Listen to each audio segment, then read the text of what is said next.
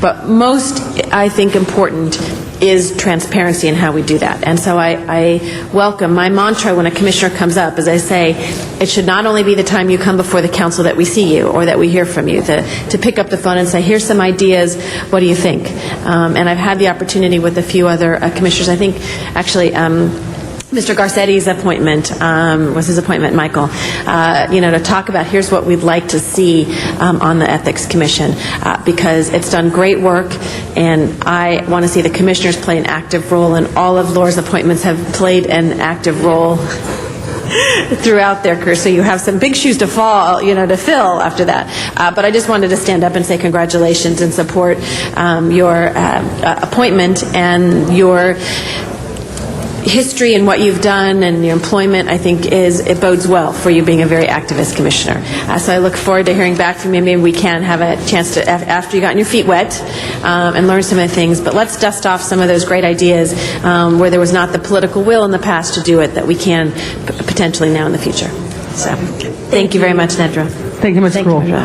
District 11 Councilmember Bill Rosendahl engages the nominee and the city controller on making it easier for candidates and office holders to follow the ethics rules without an army of lawyers. There's a cottage industry. We got lawyers on our payrolls. We got others on our payroll just to help us ferret through what I think is problematic. A person can end up wanting to be part of your support, but they can't for this and that. So we have lawyers that help us interpret it. What would be a dream for me when you get on the commission, because we're going to appoint you. Mr. Weston said it all about that, is a simple sheet of do's and don'ts, so that any moron like me, ain't that bright, can simply understand it enough, and I don't have to have these lawyers and these others that have to explain it to me as a cottage industry.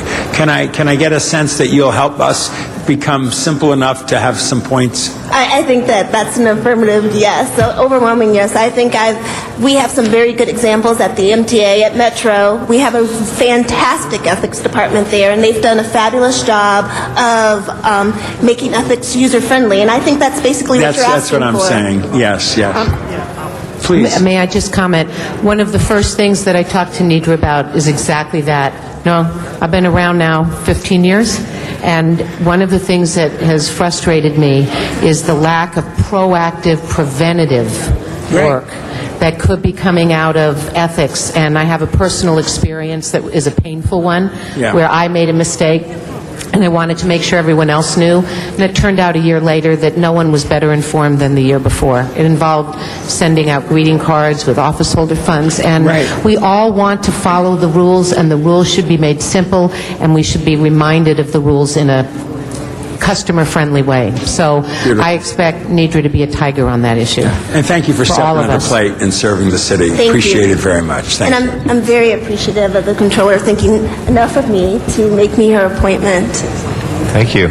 All right. With that, let's go ahead and take the vote. We can please prepare the roll on the nomination and tabulate the vote. 12 ayes. Congratulations. A round of applause for our new commissioner. Thank you. Also on Wednesday, July 2nd, your City Council considered the renomination of Angela Reddick to the City Transportation Commission. Ms. Reddick also happens to be a member of the LA Community College District and was asked by Councilmember Bill Rosendahl to co-chair the Transportation Committee of his own District Empowerment Congress after she ran unsuccessfully against Rosendahl for the 11th District Council seat in 2005. Transportation is a passion of all of us. We on the West Side are in total gridlock. We've really had it. We want to get that Expo line to the beach. I want to get the Green Line into the airport, down into the South Bay and up Santa Monica. No north-south relief pattern. I want to see the subway to the sea. I want to see the GO line too. But my biggest problem right now is the politicians are tooling for a half a cent. It should be a penny. They should grow a bigger pie and give bigger slices so we can simultaneously do all these projects now. The voters have had it out there. And if they saw a plan that truly shows that the money is being spent on transportation issues over the next 20 years, it would give us a sense of relief. What is your sense about the overall gridlock we have? And as a commissioner and as a thoughtful, insightful person, where do we need to go right now on that issue? Well, thank you, Councilman Rosendahl, and thank you to President Garcetti and the entire council. It's definitely a pleasure to be here and to be up for reappointment by the mayor. And I was originally appointed by Mayor Hahn in 2002, and certainly I'm honored that the mayor would want to reappoint me now. And I'm not one that believes that one should just sit in a seat for years and years without being effective, and I think I've certainly been effective. But when the mayor asked me to consider reappointment, I decided to do it because I think finally our city, the electorate, our elected leaders sitting here today and other elected leaders are finally ready to move forward on transportation. And I, like you, I'm very passionate about transportation issues, and I think it is the single most important issue in our city, because I think when we get this right, we also get housing right, we get jobs right, we get economic development right, and we'll make a lot of folks happy and increase the quality of life here in Los Angeles. So I'm certainly supportive of the half-cent sales tax. As we discussed before, I haven't seen the research on whether we could pass a larger sales tax than that, but certainly supportive of the half cents. I also applaud Councilwoman Wendy Gruhl and her leadership on the Transportation Committee in setting forth a strategic plan for transportation. And it's been my opinion since I started on the commission that we needed a big picture vision for transportation in our city, and I think we finally have that. But what happens often with the strategic plan is it falls by the wayside. So what I would simply encourage this council to do and the Transportation Committee to continue to do is to push that plan forward, to update it, to make sure that it's relevant and that it's current. I'd also encourage the council to take a look at our special parking revenue fund. I know it's a sensitive issue for the city, but I think that particular fund can be used to enhance transportation, housing, and economic development opportunities in our city. And I think we should look at areas in particular where the fund is or where communities have not had great access to the fund or where it's been underutilized. And even with the house and sales tax, hopefully that will give us the funds that we need to make an aggressive move in advancing some of our transportation issues. But certainly, I would say we still need to have a strong presence at the federal and state levels, making sure that we bring home the dollars for transportation in Los Angeles. And so as I sit on the commission and as I question whether it's still important for me to be there, the answer for me is yes, and I will personally be advocating for those particular issues and offering my support as much as possible to each of you on transportation issues. Ed Reyes represents the 1st District of Los Angeles and brings up an issue that's a sore spot for his constituents. I've been trying my best to get the MTA to look at this city more comprehensively, especially with their maintenance yards. We have a maintenance yard right next to Elysian Park, between the river, that they were supposed to have moved 12 years ago. When I was chairing and the Joint Powers Authority, we finished the GO line. We had developed these transit stations, the GO line, and the maintenance yard is supposed to go somewhere else, and it hasn't yet. As a matter of fact, they want to add on to it. Right. They have a half-cent tax, no strategy for the maintenance yards for any of the lines. And so now we're asking for a vision that speaks to a maintenance yard that's more comprehensive, but more importantly, allows the community to respond to where it should be located, because currently they are not doing that. Right. As Planning Commissioner for 6 years, have you had the opportunity to engage the MTA directly or indirectly on our transportation issues? Please hold my time. Okay. On the Transportation Commission, most definitely. I also serve as the co-chair of the Transportation Committee for Councilman Rosendahl's Empowerment Congress, and that's a very activist group where we invite leaders from the various different transit agencies to visit with us and to talk about strategies for transportation. And on several occasions now, we have invited leaders from MTA and have been very forthright forthright in expressing our views about the lack of vision, but before recently, a lack of a real plan from MTA that included the entire region, and one that involved grassroots participation.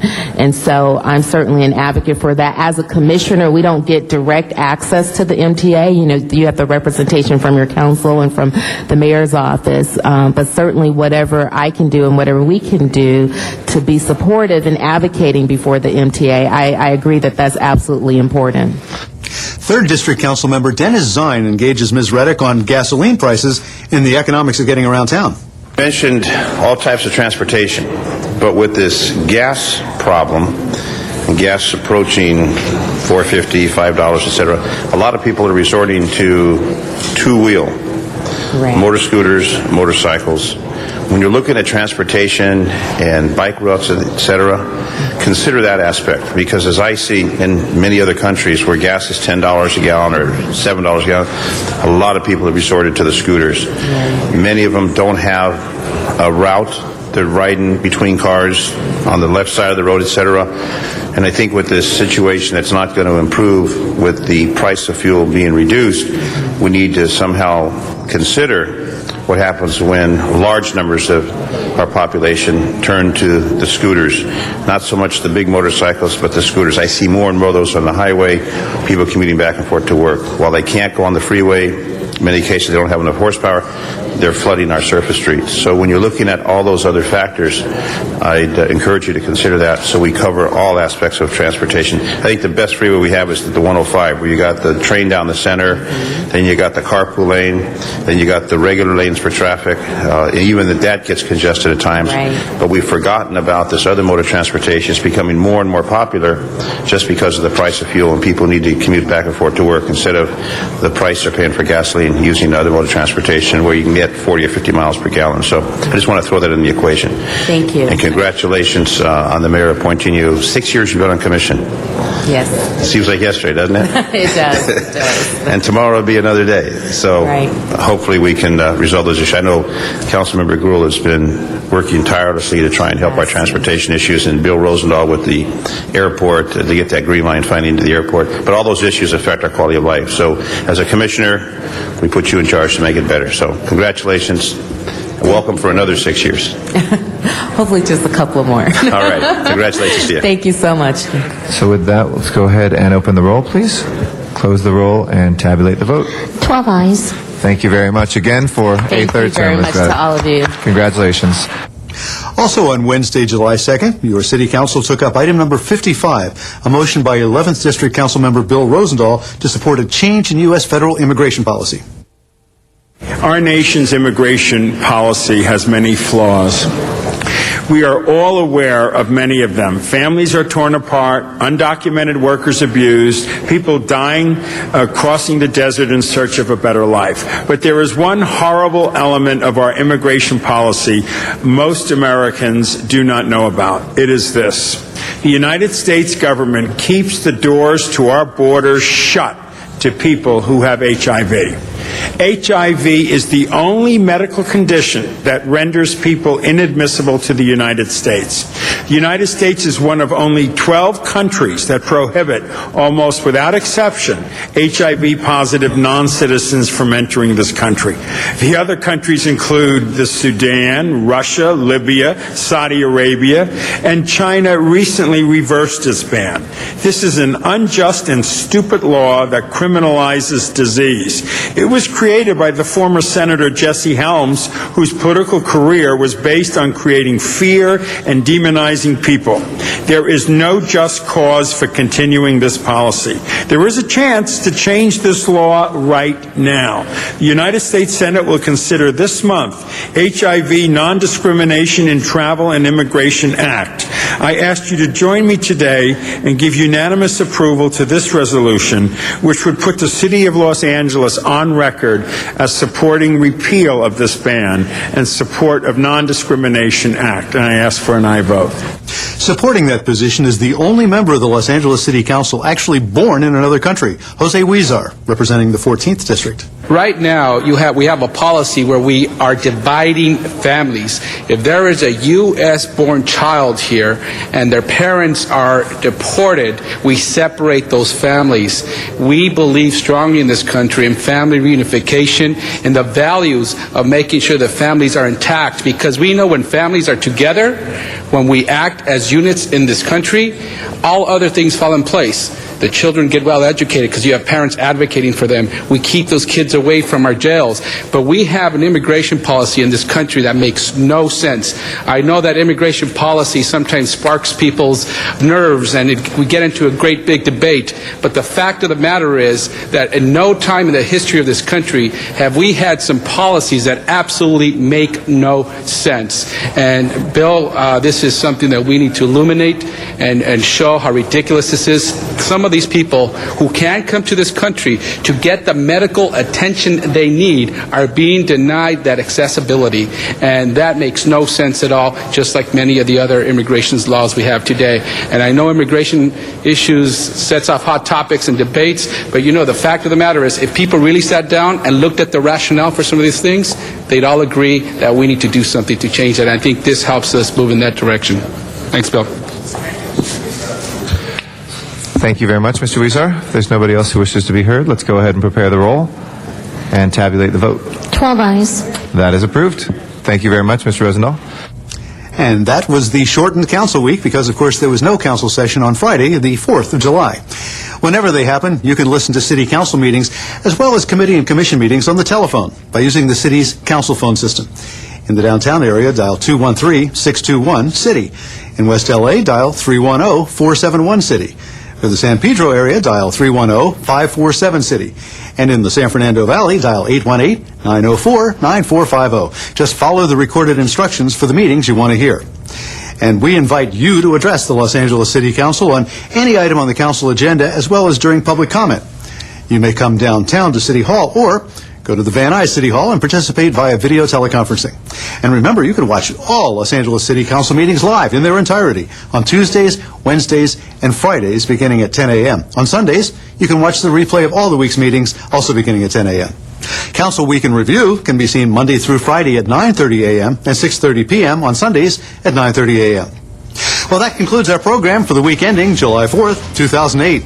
On behalf of Warren Hill and everyone here at Channel 35, I'm Jack Popejoy. Thank you for watching, and please join us for the next Council Week in Review.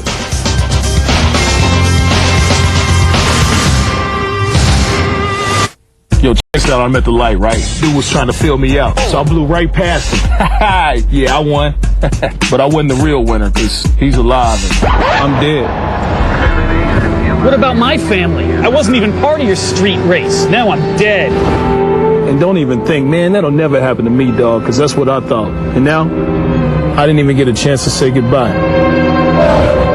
Listen, life is important. Drive responsibly. Learn more at watchtheroad.org. In the big online world of computers, things may not always be what they seem. But there are steps you can take to help protect yourself from online fraud. Don't reply to email that requests personal information like credit card or account numbers. Treat your social security number with special care. Don't click on suspicious web links. And change your passwords frequently. Find out more about protecting yourself online at staysafe.org.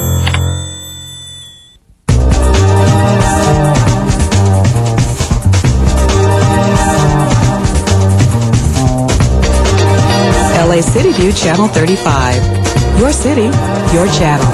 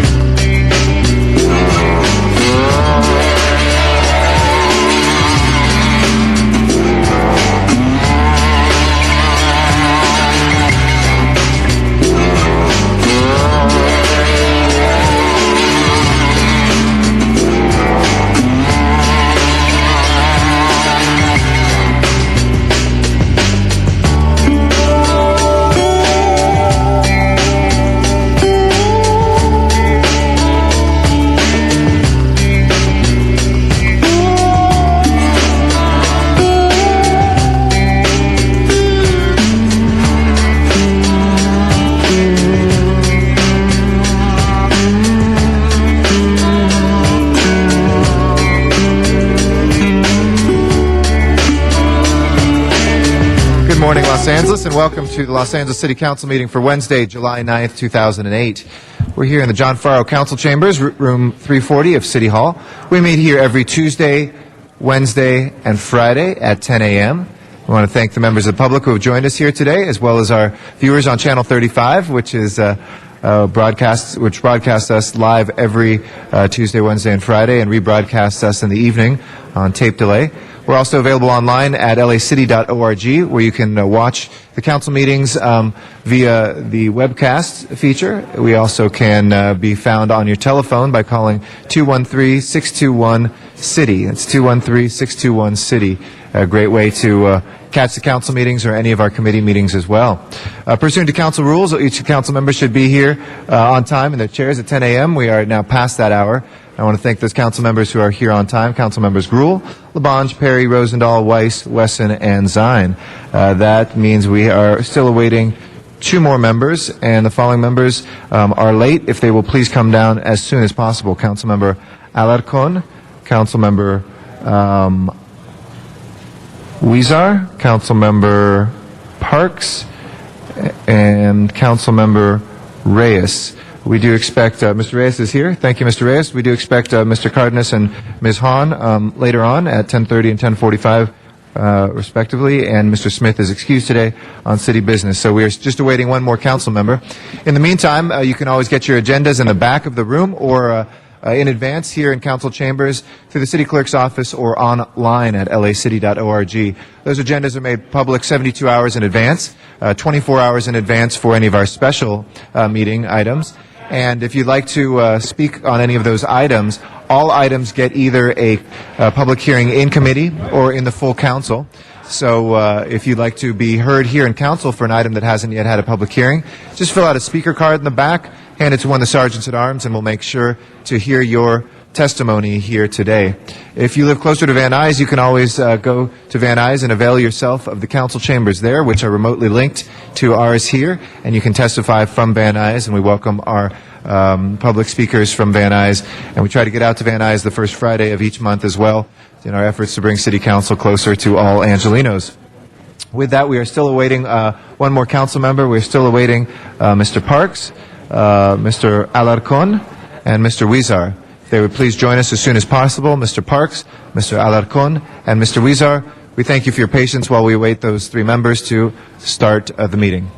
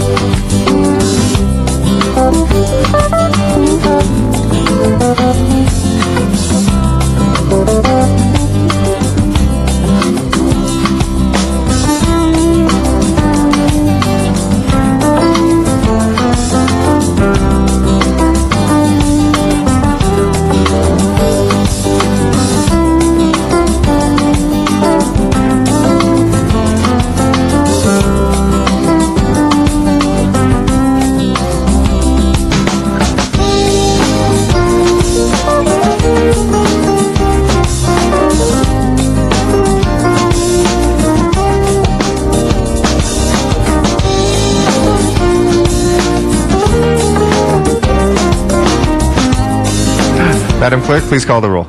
Alarcon, Cardenas, Gruhl, Hahn, Huizar, Labange, Parks, Perry, Reyes, Rosendahl, Smith, Weiss, Wesson, Zine, Garcetti. 10 members present and a quorum, Mr. President. First order of business, please. Approval of the minutes. All right. Mr. Labange, who we'd like to welcome back, moves the minutes, and Mr. Huizar seconds.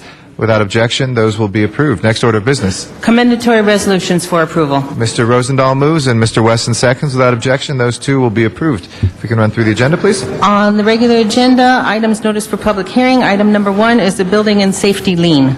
Okay. We do not have any cards on that, so we will open and close the public hearing on that. Anybody wishing to be heard from the council on one? If not, please prepare the roll and tabulate the vote. 10 ayes. That is approved. Next items, please. Next item number 2, is also a building and safety lien, and the department has requested that matter be continued for 1 week. Okay, is there any objection to continuing item number 2 1 week? And that would take us to the 16th of July. Seeing none, that will be continued. Next items, please. Next item, Mr. President, is item number 3, also a public hearing item. It's a finding of public convenience and necessity in Council District 4. Okay, and that is just for the hearing, or is that also for the motion? It should be continued, if it could, to the 17th of July. 17th? Okay. 17th of July. Without objection? The 17th is a Thursday. Do you want to do it for 1 week to the 16th? 16th or 18th, which one do you pick? Whatever you want. 16th. Okay. July 16th, we will continue that. And just for the record, the time limit on that one is July 25th. Okay. Thank you. Next items, please. Next item is item number 4, and that is an item, the public hearing was closed yesterday, and the city clerk has submitted a ballot tabulation. There is also an ordinance attached to that. Do you wish to hold that on the desk for 12? Yes, let's hold that on the desk. Yeah, Ms. Do we have Hahn would like it called special. Great. We'll hold that on the desk. And number 5, let's hold that on the desk as an ordinance as well, and there are cards from the public on that too. Next items, please. Next items, Mr. President, are items for which public hearings have been held, items 6 through 15. Let's hold 6 and 7 on the desk as ordinances. Number 8 through 15, colleagues. Anybody wishing to call those special? Okay, Mr. Rosendahl calls number 8 special. You are a very good city attorney. Any other specials, colleagues? 9 through 15? 9 through 15. Any specials? If there are no specials, let's go ahead then and take up 9 through 15. Please prepare the roll and tabulate the vote. 10 ayes. Those are approved. The next items, please. Next items are items for which public hearings have not been held, items 16 through 4. Okay. Do we have cards from the public on any of those? Yes, Mr. President, I believe there are cards on 24, 25, 26, 27, 30, 32, and 34. Okay, we'll call those special for cards from the public. Are there specials from those? Mr. Weezer? 29, please. 39? 29. Oh, 29, sorry. 29. Mr. Weezer, number 29. Are there specials, colleagues? Let's hold 16 through 21 on the desk as ordinances. We're expecting 12 members shortly. And let's take up the balance. We'll open and close the public hearings, and please prepare the roll and tabulate the vote. 10 ayes. Those are approved. Next item, please. Next item, Mr. President, is the closed session, item 35. Do you wish to hold that on the desk? Yes, please. Let's hold that on the desk, number 35. And that would take council back to the public comment. Okay, we'll go to public comment now. Zuma Dog is our first speaker. After him will be Arnold Sachs, and then we'll go out to Van Nuys for some public comment as well. Good morning, Mr. Dog. So much trouble in the world when you go to City Hall, y'all. It's Bob Marley, Zuma Dog style. We got a lot of memorandums to run through because there's so much shadiness. First of all, somebody gave me the salaries of all the employees in the city, so every day I'll do a featured salary. City librarian, $200,000. What? City librarian, $200,000. Ain't those city librarians making more than each and every one of you?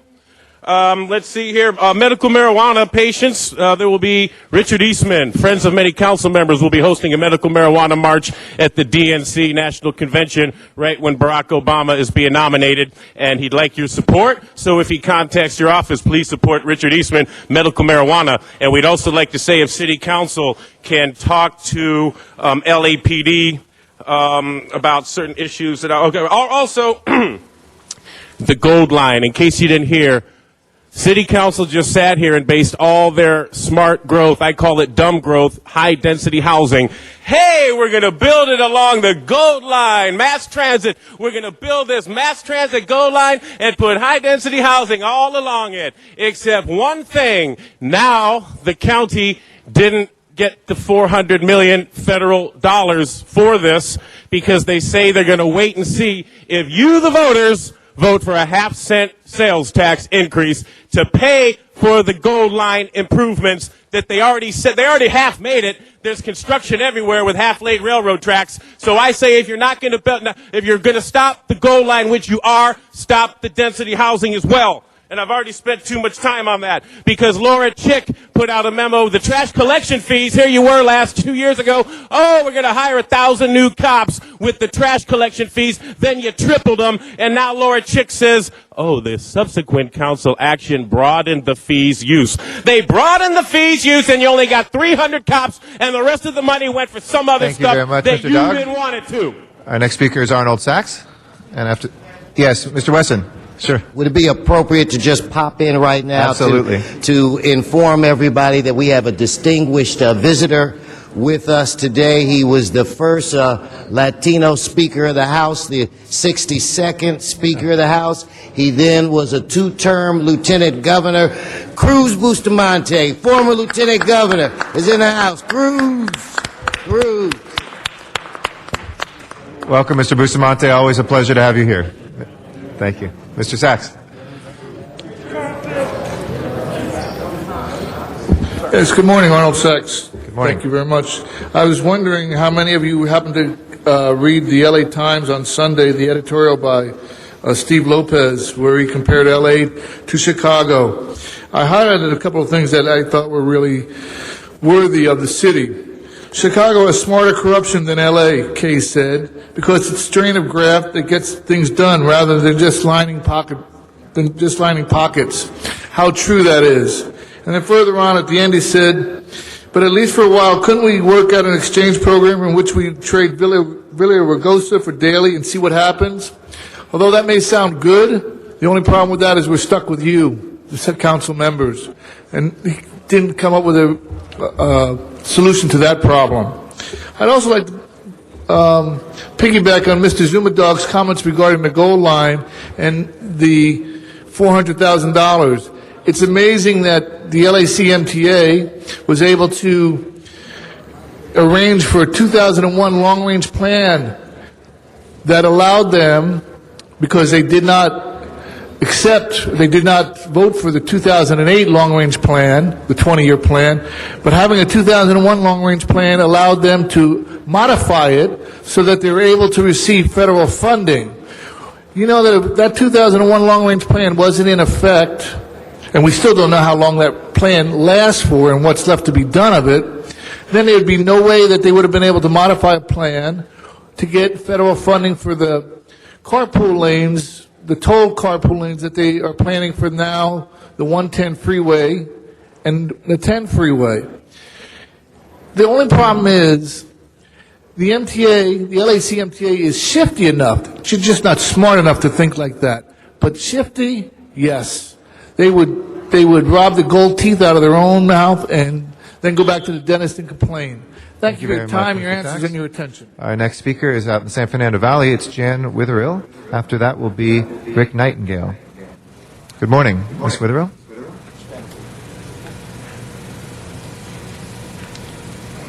Good morning. Good morning. I'm on item number 6, Jan Witherill, 17605. Hello? 17605 Enadia Way. I share the alley with the house in question, the 17610 Sherman Way. I'm speaking about a storyboard that was submitted on 7108 concerning the congestion and impossible situation as it is right now with as to the parking on Sherman Way. We are unable to get out a side street to cross Sherman Way as it is.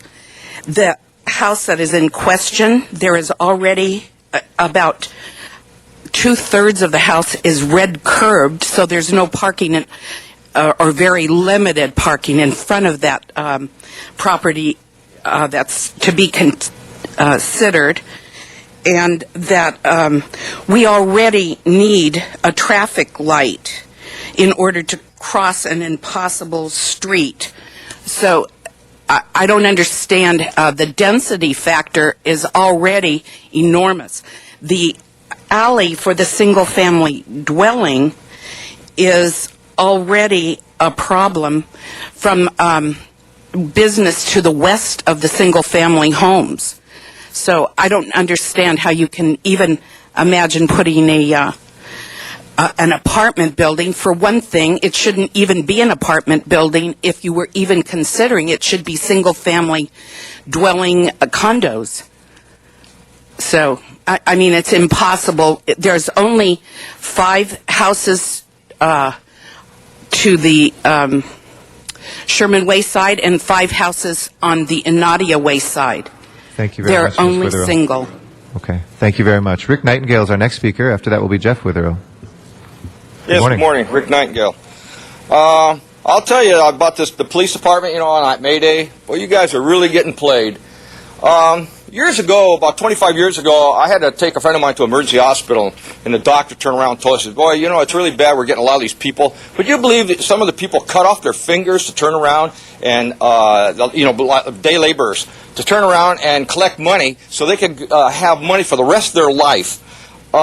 The same thing I believe in this May Day. These people just egg you people on. It's just like, a taunt you, and then they turn around and come back, and they just hope you do something wrong. So then they can get these liberal lawyers to turn around and get on it and then sue. Obviously, they think the cash cow is Los Angeles, so now you got a bunch of lawsuits. Like I said before, I had riot training. I was in the National Guard, and every clip that I see that's on TV, the police did it right. Now, I don't know about the rest of you people. I know Parks knows about it, but the rest of you don't probably know anything about riot training, that you set up a line and nobody passed. Just because the police turned around and pushed somebody, when you see people leaving and tell you to leave, you leave. But no, they don't want to leave. And then when it comes to, well, they didn't understand English. If you're going to be here, you speak English. I go over to this hot rod shop. There's a gentleman over there who's been 2 years. He speaks fluent English. He understands everything. It just has to take a little bit of learning. You can watch TV. You can turn around. The schools are open to anybody. I don't understand. So that is no excuse. But even the TV people, they push the TV people. They're supposed to leave. I'll tell you, when the Guard, when the Watts riot, they turn around and they shot up a TV truck one time because they says, well, we don't have to abide by the law. We can go through this roadblock. I don't think so. You turn around and the cops are getting a raw deal. I'll tell you right now. Thank you. Thank you, Mr. Nightingale. Our next speaker is Jeff Witherill, also in Van Nuys. After that is Steve Leffert. Good morning. Good morning, Council. My name's Jeff Witherill. I'm also a resident behind on item 6, 17610 Sherman Way. Back when the planning department came out with the report on his permit for this complex, they issued a statement in there that the entirety to redesign this layout, secure the parking, guest parking, landscape, open space consideration, improve pedestrian access, parking area would be more appropriate.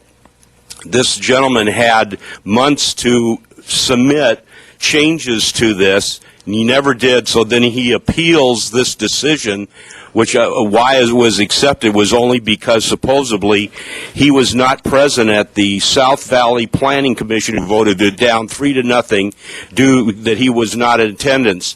And the report from the South Valley Planning Commission found that the existing area, already congested area, existing commercial development in the west of the subject property is and will not serve the public necessity or general welfare of the community. I also talked to Hannah Lee. I was down at the Plum Committee, submitted a statement, found out that they're trying to approve this, and I talked to Hannah Lee, and she said that she reached out to this developer, that he was supposed to reach out to the community. The only thing he did to our community, he dropped off different plans the day before the hearing at the Plum Committee. And I said to Hannah Lee, does that really look like that he wants to reach out to the community and the neighborhood council in our area to redesign this to sit? And it should. That's why I asked that you not change the zone and keep it residential. Thank you. Thank you. Our next speaker is Steve Leffert, also in Van Nuys. Good morning. Yes. Hi, my name is Steve Leffert. I am currently Secretary of the Lake Balboa Neighborhood Council. I am speaking for the Neighborhood Council. We are on record on item number 6 as being opposed to it. It's a part of the package. We filed an impact statement. It's the lack of communication that's going on with CD12. To accept a change like perhaps from adding 4 units to the back of a single family.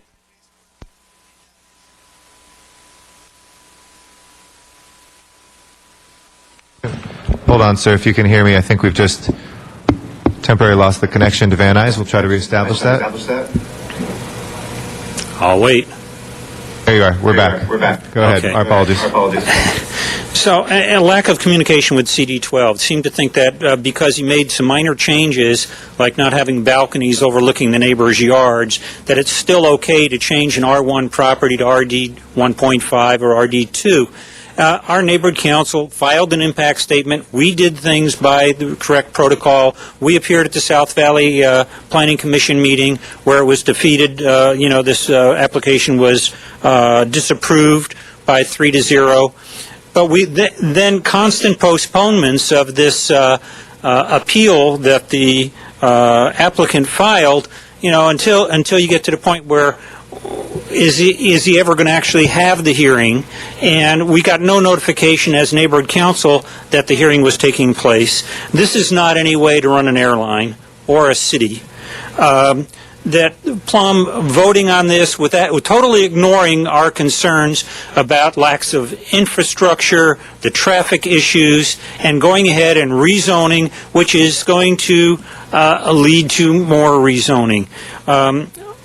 I thought neighborhood councils were a good method of getting input to the city, but it sounds like Plum just wants to ignore neighborhood councils, and that isn't right. And neither is this motion number 6.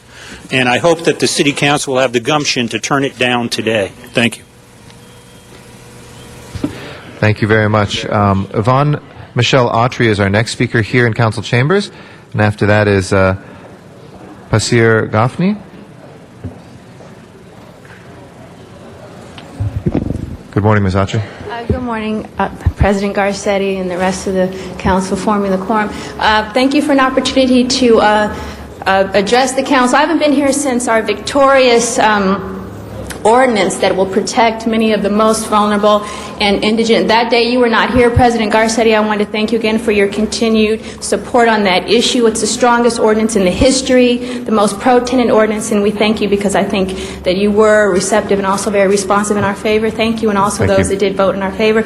I'm here on another issue today. I'm actually in protest to draw attention to what is happening with Cop Watch and the members of our community that very lawfully and legally surveil the police. We are surveilled at every breath, every step that we take, quite literally, and there have been literally 300 cases or more of police brutality, racial profiling, and use of excessive force that have been dismissed as justifiable, largely filed by poor black people, people of color, a lot of immigrants, some of whom which speak English. But we find it as a collective very strange that 300 cases would collectively be dismissed. And when we organize and surveil using Cop Watch techniques, a friend of mine now faces 25 years to life simply because he was making sure that certain police officers, there are good police officers, but certain others did not perpetrate excessive use of force, police brutality, and racial profiling underneath this Safer Cities initiative. I have a friend of mine, like I said, because they were simply surveilling,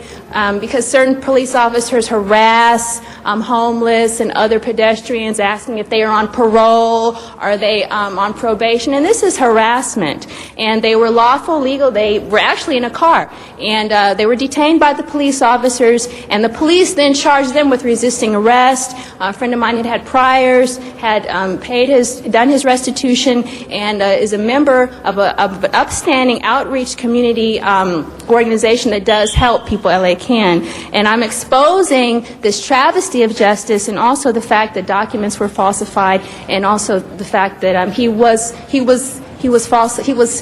mischarged. What recourse do we have? if we can't surveil the Thank police. you, Ms. Antri. Thank you. I appreciate your comments here today, and thank you for your kind words at the beginning. I was on jury duty, but was glad to stop in during that day. Pasir Goffney, excuse me if I got that wrong. Is that? A part of my party's in here. I'll have to pass. Thank you. Okay. Thank you. That will close our general public comment. We'll now go to Mr. Dowd. Sorry, my apologies. Late entry. Don't worry. It's all right. It's not often, folks. Channel 35, I'm Matt Dowd. Not often we catch him out, but, maybe once a day. But let me give a recap. If you're just turning in, Channel 35, Matt Dowd and Zuma Dog, let me tell you why I'm here. In 2005, we all had permits from the city at Venice Beach. Then they came on us and said, oh, we're changing the law now, where you're all going to be banned. So we wrote letters. We went to the meetings. We were nice at the beginning. And then we were ignored and we were denied. In fact, this city attorney of Los Angeles, I don't really even blame the council members. It's the city attorneys. One of them needs to be fired. Because they denied, defied, and debauched the First Amendment like I couldn't believe. We drove a Mack truck through that ordinance that took us off the beach, but nobody here would believe us. So we changed our tactics, and it got ugly. And what did they do? They just changed the rules about how ugly you could be at City Hall instead of dealing with the problem. So we went to the federal court. In 2007, see, this happened in 2005. In 2007, we filed an injunction, and a federal judge said, yes, I'm inclined to grant that against the city. So settle the case, and here's how I want you to do it, with a new zone ordinance. So the city took a zone ordinance and they put it in, but then they turned around to us and said, oh no, we're still going to litigate against you because we don't believe you're protected. So you're defying a federal judge who said we were. And now you've got everyone at Venice, you're trying to make them all fight against each other because you're jamming all the musicians at one end. It's even worse right now, and they're all coming to me. They come to me and say they see me on Channel 35, and I'm going to keep coming back until they come and sort this one out. Thank you very much, Mr. Dowd. That'll close our general public comment. We have 12 members now. If we can take up items 7 and 16 through 21, please. And if we can prepare the roll and tabulate the vote on those 12 items. ayes. Those are approved. Next item called special, please. Next item, Mr. President, is item number 4, and that was called special for Councilmember Hahn, and there is a ballot tabulation that has been submitted by the city clerk, and supporting is 78.01% and opposing is 21.99%. Okay, we have that called special by Ms. Hahn. Is she here? We will hold that on the desk for a moment. Let's hold that on the desk. Let's go to the next item, please. Next item then is item number 5, and that was called special for card. Okay. Item number 5, we have a card from the public. We have 2 cards from the public. Zuma Dog, if you'd like to come forward, and then Matt Dowd, item number 5. Excuse me, Mr. Dog? You don't want to speak on this? Okay, Mr. Dowd, if you'd like to speak on this. Yeah, thank you. I'll take a minute on this one. The city's in a financial crunch right now, and they're looking everywhere they can to take money from the public. Here's the latest one. This is great. Survey monument inspection fee. I never thought I'd live to see the day of this kind of thing, but, they're hitting them. See, they're hitting you for parking and for every little thing they can. I see them out there all around the street. They're looking for, any little cigarette, riding a bike with any kind of infraction. They'll hit you for it. There's no more, I'll let you off, I'll fix that, whatever. They just hit you now. And here's another one. They're hitting the survey monument for an inspection fee. The inspection fees are going through the roof. So, I'm Matt Dowd, Zuma Dog, LA Daily Blog. You can read all about the important issues in the city of Los Angeles. Thank you very much, Mr. Dowd. That'll close public comment on number 5. Any council members wishing to be heard on 5? Seeing none, let's go ahead and prepare the roll and tabulate the vote. 12 ayes. That is approved. Ms. Hahn, item number 4 is before us. Thank you. Mr. President. Colleagues, this is the item that we actually had the public hearing on yesterday. It's for the San Pedro P-bid. It's a property-based bid, which, as we heard yesterday, is an important tool for downtown San Pedro to really begin turning the corner from urban decay to urban renewal. It's a great vehicle to get the Port of Los Angeles involved in helping to pay for some of the improvements and the safety and security issues and beautification in downtown San Pedro.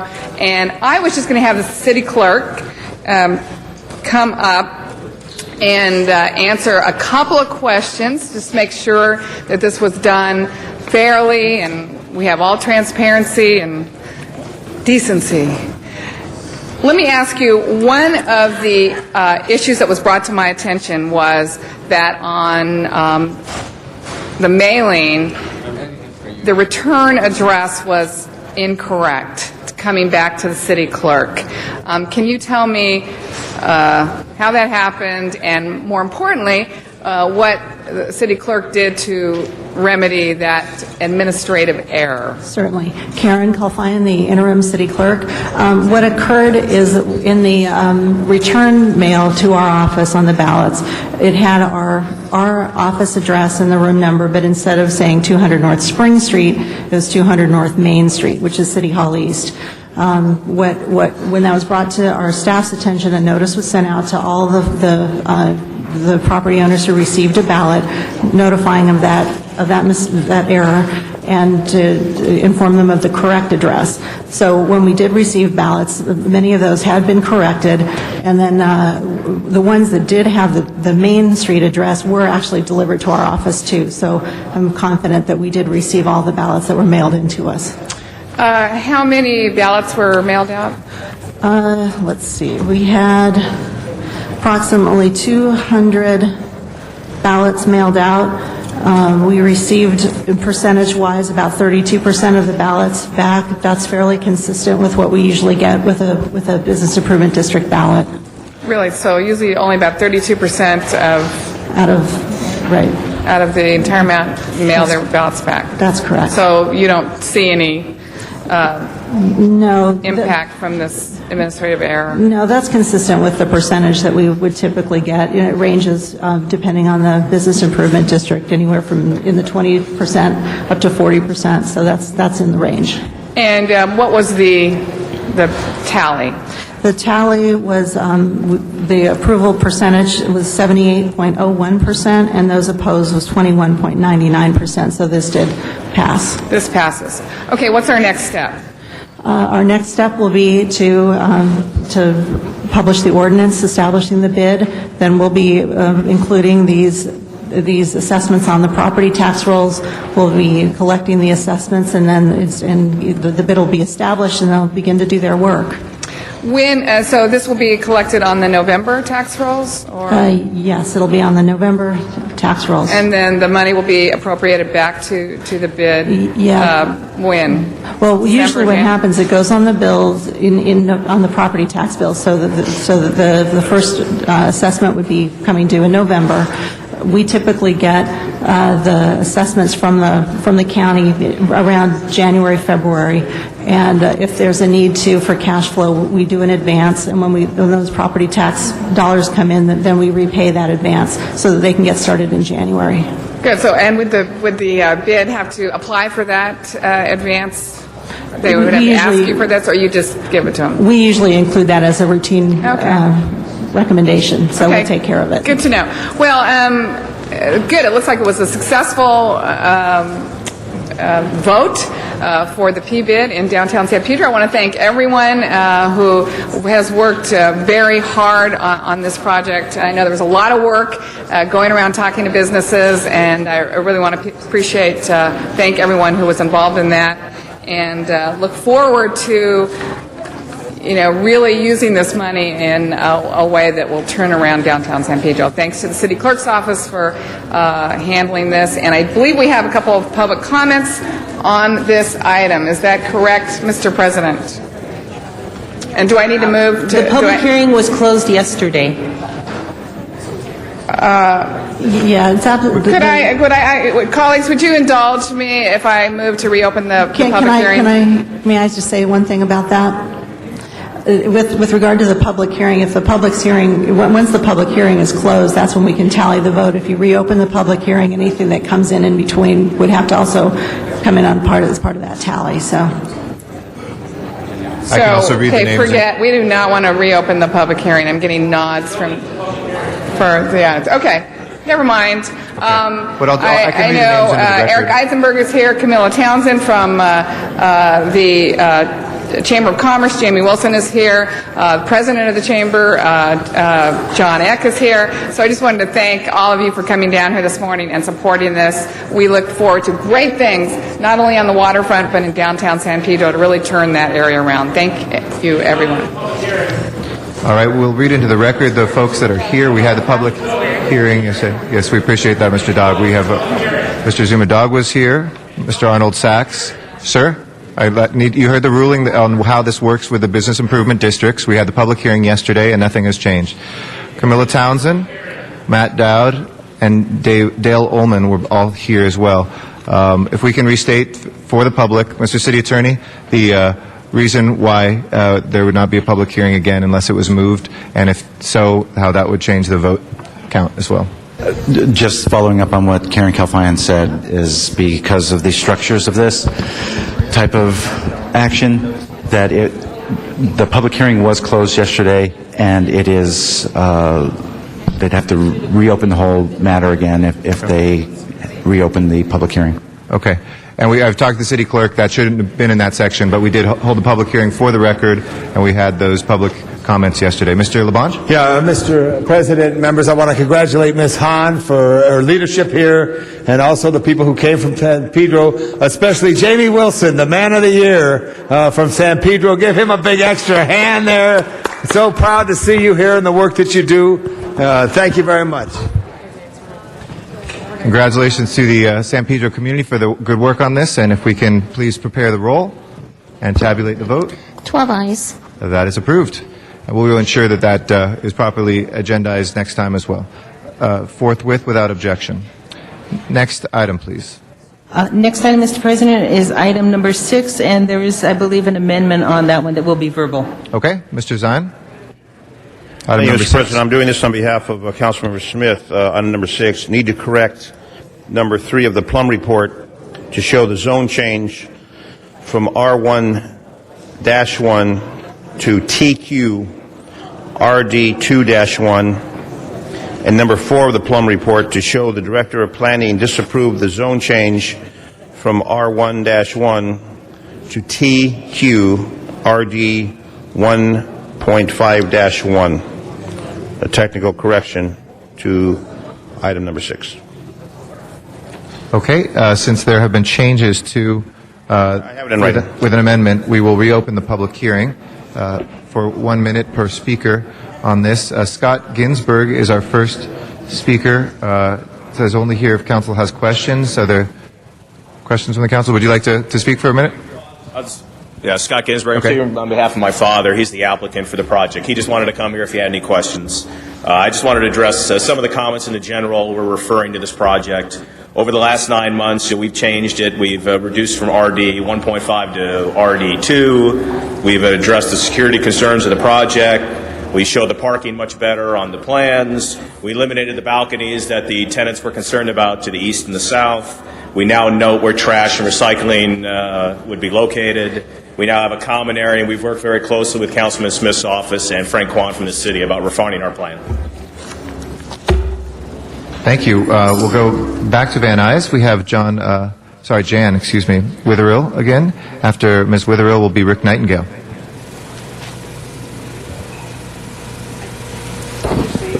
Hi there, Councilman. I just wanted to say that they have not worked with our neighbors at all. And they haven't worked with our neighborhood council. The plans that we have seen, which they dropped off at our house, was 1 day before the meeting, and they hadn't dropped it off at all of the other houses in the immediate area. I just wanted to say again, reiterate, we have already traffic congestion, and on our side streets as well as around the block, we already have problems with parking. So if you will reconsider not to consider their requests. We want to keep it a single-family dwelling, and all of our neighbors agree. Thank you. Thank you. Rick Nightingale is our next speaker. After that is Jeff Witherill. Yes. It sounded like they weren't being too professional when they turned around and they dealt with the council, the neighborhood council, where they kind of dropped things off at night, and just kind of, if you want to call it sneaking around, I guess you could, where they did more business with the council, with Councilman Smith and so forth. Obviously, it's a lot more clout, but it seems like Councilman Smith should have checked with the neighborhood council when he was developing this and see what their feelings were. And then let's go back to the water situation. You're going to have to start watching all these developments because obviously we got a shortage in water. And if everybody keeps building, especially when people, the neighborhood council turns around and is against it, and you keep going with it, I feel sorry for the people that buy the property and then want to improve it to make more money. But you better watch this stuff before you get into that problem, because we do have a water shortage too. Thank you. Thank you. Jeff Witherill is next. After that will be Steve Leffert.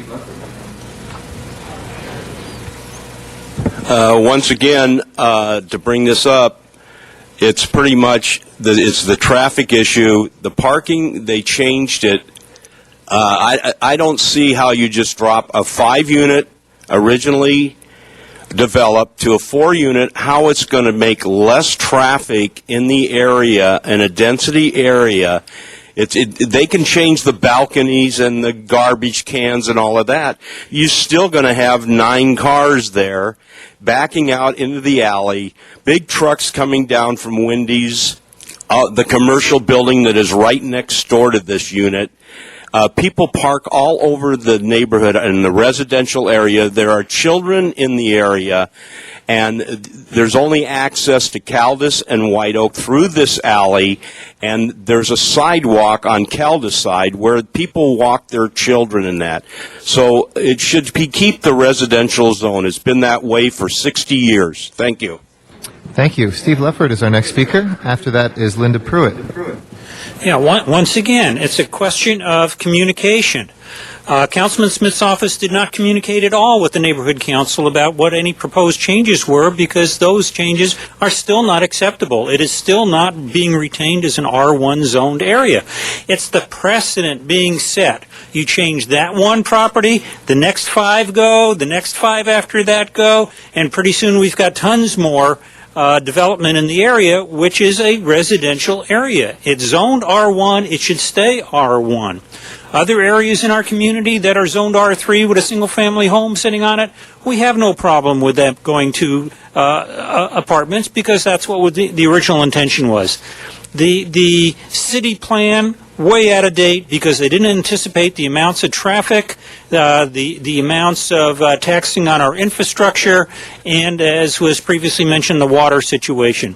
Let the additional housing go in where it's already zoned for more units, not here. We hope that the City Council will have the gumption to vote no on this proposal number 6. Thank you. Thank you. Our next speaker is Linda Pruitt, also in Van Nuys. Good morning. My name is Linda Pruitt. I am Vice President of the Lake Balboa Neighborhood Council Board. I'm on the Land Use Committee, and I live about 700 feet south of this particular project on Sherman Way. I wanted to say that this was said earlier, but we did go through all of the necessary hoops and loops to make sure that our voices were heard on this situation, and obviously no one has thought that we were important enough to get back to us. I'm really absolutely appalled at the lack of communication between the owner of this property and between even our own councilman's office, who has not bothered to get back to us. Plum did not get back to us. This is a situation that is going to affect dozens and dozens and dozens of people in the area, and it's just something that should not be ignored by the owner of the property as far as the neighborhood council and its recommendations are concerned. We're asking that you continue this until we can at least talk with Councilman Smith, who is now out of the country. Thank you. Thank you, Ms. Pruitt. Our next speaker is here in Council Chambers, Zuma Dog. Yes, sir. Every time I see somebody that works for the planning department here at City Hall, I go, wow, what a shame. You guys do such great work. You make all your, rules and regulations, your zone requirements, and then City Council just sits here and ignores every single one of them. There's a reason why they have these zoning laws in effect. Okay, you're not going to be widening the roads with this new high-density project. You're not going to be adding new parking spaces. You're not going to be able to have any more trash removal. You're not going to have extra police. You're not going to have more room in the libraries. It's a one hook in. The city operates under like one wedge in. They get one wedge in and then they expand it like they were saying over there. And this is. And for example, what they do is they can put different doors on each room and then rent them out separately. There's nothing that prevents that from happening. They can build these units each with 3 separate doors, rent them out. There's all types of loopholes and things. So stick to the rules of the community plan. This is all a violation because you have no gold line. In case you didn't hear, there's not going to be a gold line transportation that you planned everything on. That will close our public comment on this item. Any council members who wish to be heard on this? Yes, Mr. City Attorney. And just to make a record, 2 of the speakers who spoke just now also spoke for 4 minutes during general public comment on this item. Okay. Any council members wishing to be heard? If not, let's go ahead then and please prepare the roll. Tabulate the vote. 13 ayes. Okay. That is approved. Next item, please. Next item, Mr. President, is item number 8, and that was called special by Councilmember Rosendahl. Okay, Mr. Rosendahl, we have item number 8. Yes, if we could do that in closed session later, appreciate that. That's the playa. Okay. All right, so we'll hold that on the table. Number 8. Next item, called special, please. Next item, Mr. President, is item number 24, and that was called special for a card. Okay, Mr. Arnold Sachs on item number 24.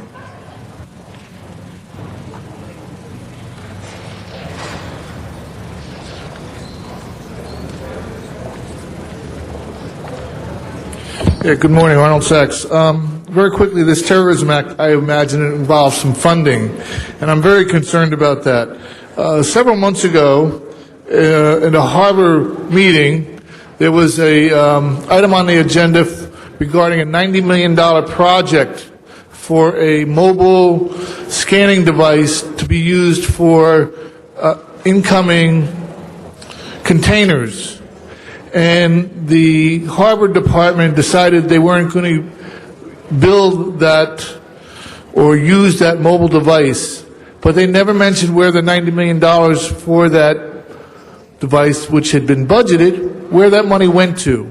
So my concerns regarding all these cries for terrorism and the ensuing funding that is requested is where exactly is the money going to? Who exactly is getting it? Is there some kind of accountability? Is there some kind of transparency? I hate that word. But I point out again, 3 months ago, still waiting to find out where the $90 million went. How much is this going to cost the public? But watch out, we got to watch those terrorists. They're all around, especially sitting around the horseshoe. Thank you for your time, your answers, and your attention. Thank you, Mr. Sachs. That will close public comment on this item. You can please prepare the roll and tabulate the vote. 13 ayes. That is approved. Next item, please. Next item is item number 25, and that was also called special for cards. Mr. Zumadog, item number 25. Can you put up just 1 minute? Can you put up just 1 minute? Can you put up just 1 minute? Go ahead, speak, sir. Okay, first of all, I'd like to know, this is the most ridiculous thing. Matt just spoke about all the new fees and taxes. I'd like to thank my confidential inside City Hall source who notified me in October and September of last year that the city be coming up with all these nutty ways to increase revenue. Boy, I thought I've heard it all, but now we need to spend money on a study on the best practices for cleaning and maintaining synthetic turf.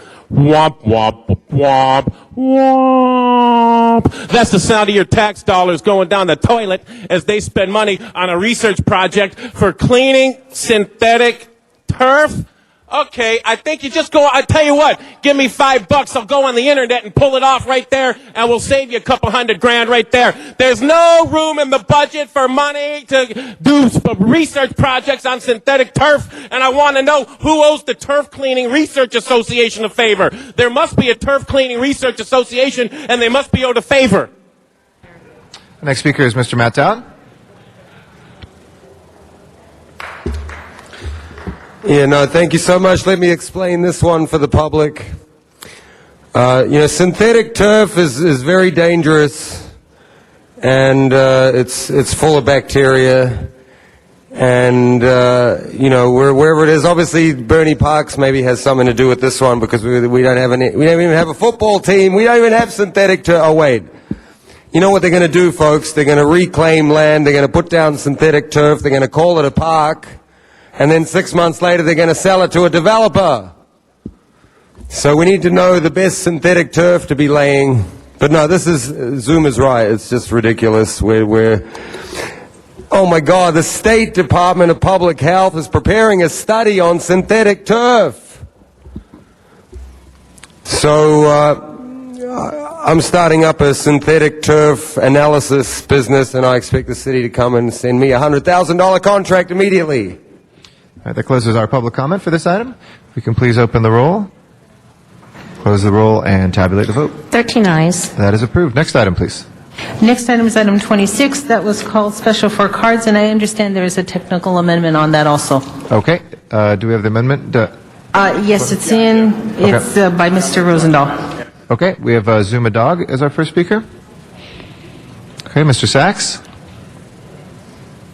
And then after that will be Damian Newton.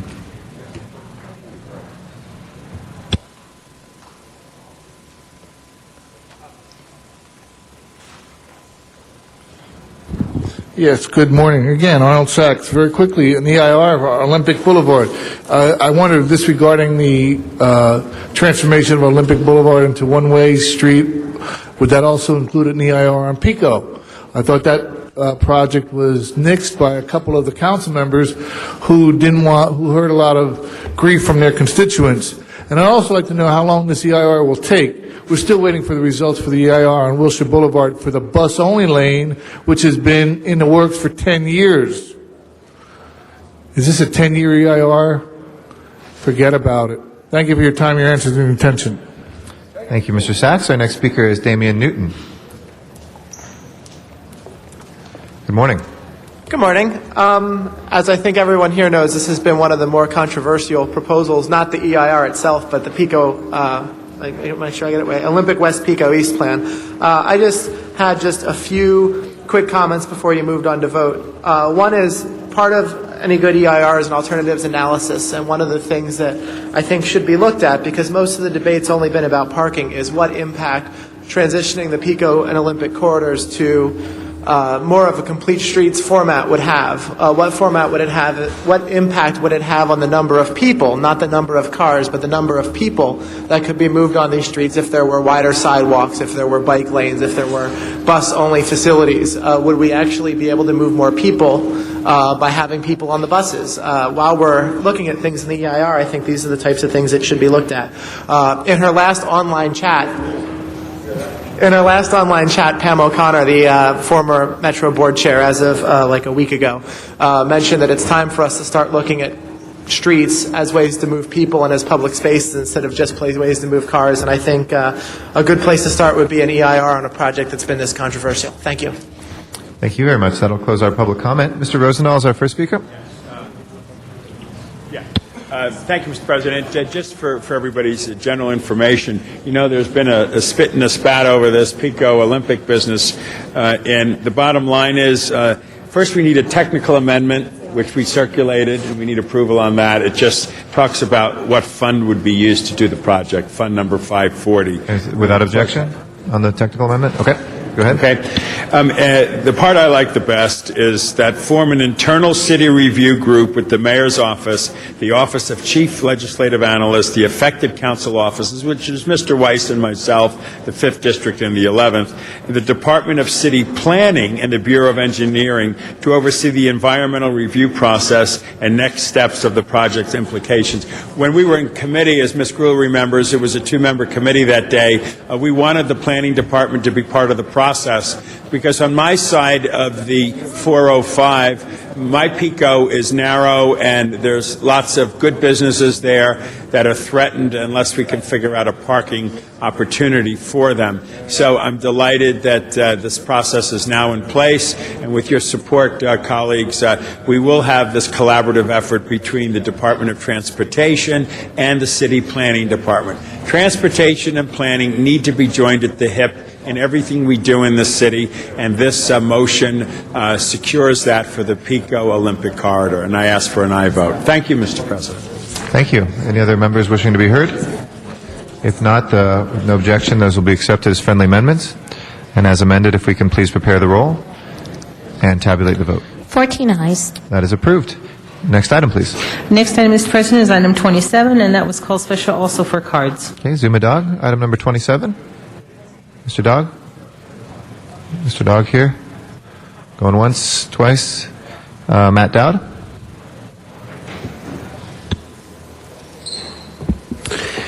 Yeah, thank you so much, Channel 35. Just running through the list, I've got to check that these are all okay before we kick them through. I noticed there's none from Tom LeBong, and I guess he's been away for a while, that's why there's none here. But they call him that, see, do you think we have no impact? That's what they call him on the blog now, Tom LeBong, after we started that. So it's Please slowly... refrain from personal remarks, thank you. Anyway, Mr. City Attorney should have been on to that one, but he wasn't, so that's okay. Now, let me look through here some more special events. See, most of these are being absorbed by the city, and they're good ones. There's no really bad commercial. They're only 1,000, 1,500, 1,600. You know what's funny? People come up to me and they say I say good things, and they're watching me, and even an LAPD officer came up to me and said they like what I say about these items. And but the funny thing is they only know my voice, so I want you to look up right now and check me out. It's Matt Dowd. Now you can see me. Well, that's what I look like. Just say, oh, Matt Dowd, I don't want to be recognized for my voice. It's on TV. Thank you very much. That'll close our public comment on this item. Please prepare the roll and tabulate the vote. 14 ayes. That is approved. Next item, please. Next item is item number 29, called special by Councilmember Huizar, and there's also substitute motion. Okay. Let's hold that. Let's go to the next item, please. Next item is item 30, and that was called special for cards. Okay. Item 30 is before us. Zuma Dog on item number 30. Then after that will be Arnold Sachs.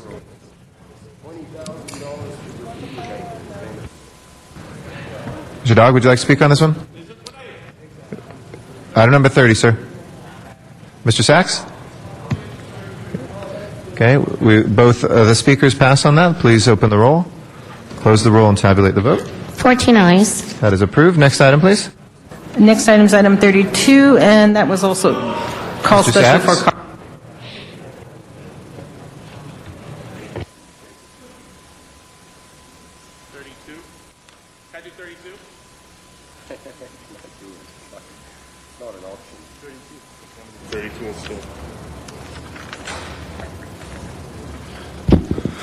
Good morning again, Arnold Sachs. Here's my concerns about this, actually. You had a previous item on your agenda for curb repairs at various locations, and that was item number 30, where they took funding from the Street Furniture Fund. Now, on this item, you're taking funding from the Real Property Trust Fund, $100,000 from this one, $232,000 from a previous one. The pipeline franchise revenue, could we get accounting for the public's benefit, just how much money is involved in the pipeline franchise revenue, in the Real Property Trust Fund that goes to the neighborhood, to the councils, and to the Street Furniture fund that goes to the neighborhood councils.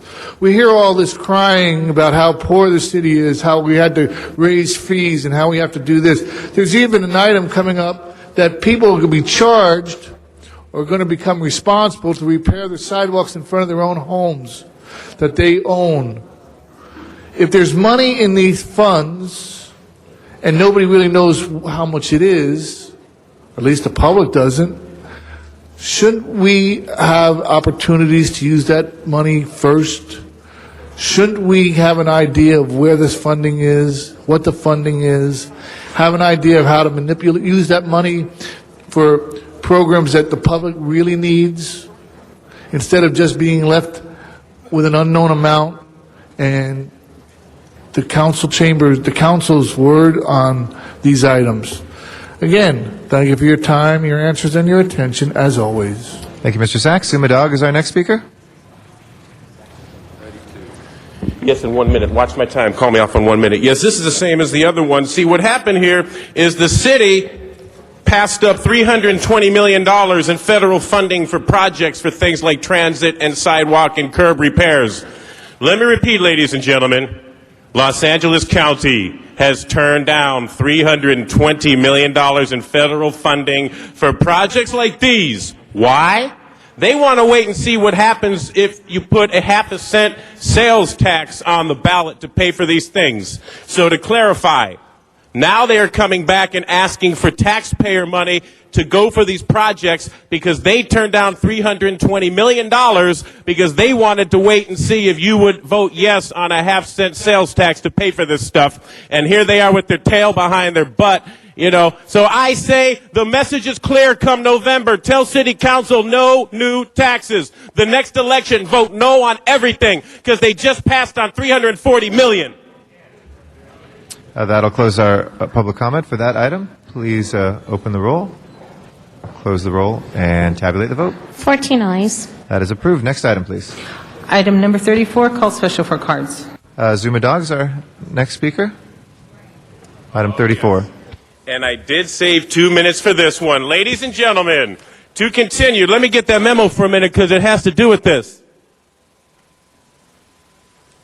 Yes, from LADailyblog.com, LADailyblog.com, you can read about $320 million federal funding has been turned down by LA County because they want to wait and see what happens to the 0.5 cent sales tax they're going to put on the ballot. So definitely say no, because let me explain something about these track maps. Track maps are the blueprint of density. All the density housing, they sat here, I've been coming here for 2 years, track maps, track maps, track maps, track maps. They call it smart growth, I call it dumb growth. And they said, well, gee, Zuma Dog, we're going to build all this housing, high density housing in violation of plans and codes because we're building the gold line all up and down the place, and we're going to build the housing projects along the gold line. But now Mayor Antonio Viagra Osa says, we're not going to take that $320 million because we want to put a 0.5 cent sales tax on the ballot in November. And so now you're still seeing track maps. So what I'm here to tell you, y'all,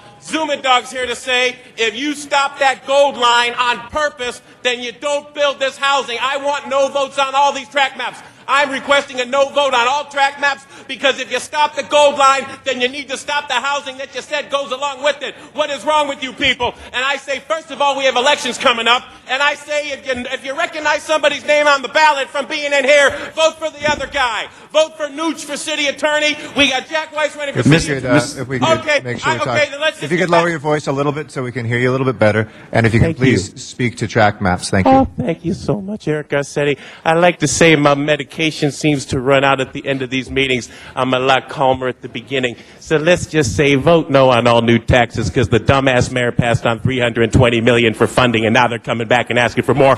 And thank you. Matt Dowd is our next speaker. And just for the record, the speaker does not have a constitutional right to ear-splitting loudness. Thank you, Mr. City Attorney. Mr. Dowd. See Channel 35. On the track I maps, was please. right. Mr. Dowd, if you'll speak on the track maps, thank you. We're trying to speak on the track maps, but any little thing to squelch the squeaky wheel that is Zuma Dog and the LA Daily Blog, they will pull it. Sir, if you'll please discuss the Westerly Terrace track maps. All right, so Yeah, and he was right. And you know, the goal line thing and all that, it's right. See, they take you, they put things on the ballot and they take all your money and they, you know, you're paying off those bonds, people. All those bonds and everything that you approve, you're paying them off for 20 or 30 years, and meanwhile they spend all the money and then they come back to you with a sales tax increase for the things you were promised that you didn't get. And now these track maps, of course, they are the blueprint for development. You know, I'm learning a lot from listening to Mr. Dog, because a lot of intelligent people are informing him about exactly what is happening behind the scenes. See, if we weren't here, if we weren't holding up the public comment, all of these items would have already gone through. And you'd be gypped, hosed down. It's, you know, the traffic nightmares, the pollution, the crime. We're not getting the police, but they're happy to keep building these properties and bring in more people. Yeah, come to LA. We got freeways you can do 30 mile an hour on all day. They're packed. Have you seen the 10 freeway, for God's sake? So it is dumb growth. But if it gets people to slow down and it's safer, then I guess it's intelligent growth. So maybe we should tell everybody to come to California. Let's all come to LA, and they're shooting movies right here, folks. So just come down to City Hall. You can get involved in a movie. You just walk right into the shot. We do it all the time. Thank you, Mr. Dowd, if you could. But yeah, so I'll see you another time on Channel 35, Matt Dowd and Zuma Dog. That closes our public comment on this item. We can please prepare the roll and tabulate the vote. 14 ayes. That is approved. Item number 29, Mr. Weezer, called special. Thank you very much, Mr. President. And this item here, colleagues, is a reward motion for anyone who has information that they can provide to our officers in the investigation of a murder that happened on August 18th, 2007, where Jesus Guevara was gunned down, a 24-year-old resident of El Sereno who worked as a carpenter. Again, this happened August 18th, 2007, at a liquor store located on Eastern Avenue. Jesus, as he was walking out of the store, was shot in the back. The Hollenbach Division detectives believe that it may have been a mistaken identity. He had no prior run-ins with the law and had previously served in the Navy. This happened about 4 o'clock, and the detectives believe that it's hard to believe that we would have very little information to go on. So hopefully with this $50,000 reward, we will encourage someone to step forward and provide information so that the family of Jesus could know what actually happened that day. Thank you very much. Thank you very much, Mr. Weezer. If nobody else wishes to be heard, let's prepare the roll on this reward motion. Please tabulate the vote. 14 ayes. And we'll send that forthwith without objection. We have 2 items that have called special for closed session discussion. So in accordance with California state law, we'll now go into executive session to discuss those items that are before us. If we could ask the public to please clear the council chambers, and any actions we take that also require a public vote, we will do so as soon as we come back into open session. Thank you very much, and we'll see you shortly.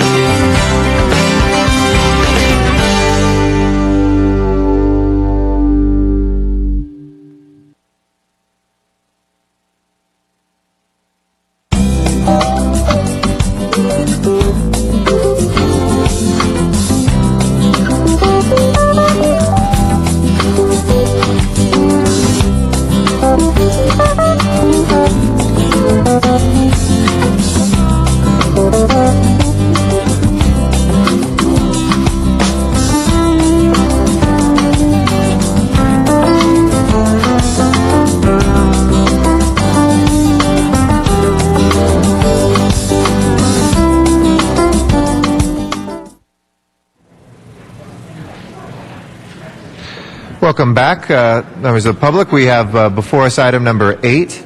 We can read into the record what the item is. Actually, Mr. President, that's item number 8 on the agenda, and it's a Budget and Finance Committee report, and it's adopting the language that the City Council hereby vacates the approvals of the Playa Vista Second Phase project and certification of the EIR. Okay. Nobody wishes to be heard on that. Let's go ahead and prepare the roll. And please tabulate the vote. 13 ayes. Okay. That is approved, and we'll go forthwith on that, and 35 without objection. Okay. All right, next order of business. I'm sorry, and the next item is item number 35, and that's settlement in the case of Burns and Stewart versus City of LA, and the settlement amount is $276,084.47. Okay. If we can please open the roll on that recommendation, close the roll, and tabulate the vote. 13 ayes. That is approved as well. Next order of business. Council has motions for posting and referral. Those are posted and referred. There is an excuse on the desk. Councilmember Hahn requests to be excused July 29th and 30th for city business that meets council policy. Okay, she's excused. And that clears the desk. Any announcements of a business nature, Ms. Perry? Okay, great. Thank you, Mr. President. And I just wanted to take a moment to recognize and present to Stephanie Magnian, who is getting, and she's now turning red, she's getting married. And I wanted to present this wedding certificate. Her groom is John Rockwell, and wish him many years of happiness. Now come up here, turn red, and take this certificate. Thank you. Thank you. Thank you. And you know your boss is deputized to perform the ceremony until October 31st. So. Mr. Labange, and again, welcome back. Well, thank you very much, Mr. President. I bring greetings from Mayor Alain Juppé of the city of Bordeaux, our sister city in France, where I went on behalf of the State Department on a issue of immigration and the challenges, along with a delegation of some Los Angeles officials from the police department and our community development department and LA Unified, as well as greetings from Klaus Wowereit, the mayor of Berlin, and the great work that Berlin is doing on revitalizing their whole city. It was a very enjoyable time as we saw the new embassy restored and dedicated next to the Brandenburg Gate, and I had an opportunity to greet former Secretary of State Henry Kissinger, who said hello to everybody. Thank you very much. Good to be back. No place like home. That's what Dorothy says. Thank you very much, Mr. Labange. Yes, Mr. Forthwith on number 8. Yeah, we sent that forthwith already. Great. Any adjourning motions today? If I can please ask everybody to rise in council chambers for our adjourning motions, please.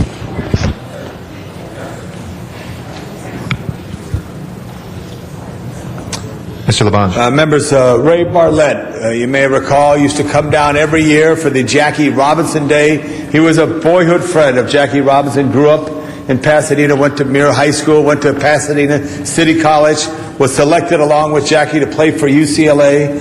He further served the city of Pasadena in the police department, former mayor of Monrovia, a wonderful man who had the great honor, he said, of representing Jackie in the Rose Parade when the #1 citizen of Pasadena, Jackie Robinson, the late, great Jackie Robinson, was honored as a Grand Marshal.